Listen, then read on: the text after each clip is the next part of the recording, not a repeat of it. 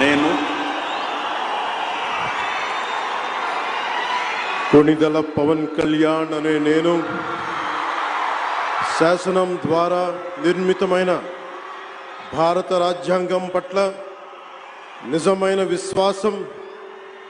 విధేయత చూపుతానని, భారతదేశ సార్వభౌమాధికారాన్ని సమగ్రతని కాపాడుతానని, ఆంధ్రప్రదేశ్ రాష్ట్ర మంత్రిగా నా కర్తవ్యాలను శ్రద్ధతో అంతఃకరణ శుద్ధితో నిర్వహిస్తానని, భయం గాని పక్షపాతం గాని రాగద్వేషాలు గాని లేకుండా రాజ్యాంగాన్ని శాసనాలని అనుసరించి ప్రజలందరికీ న్యాయం చేకూరుస్తానని దైవ సాక్షిగా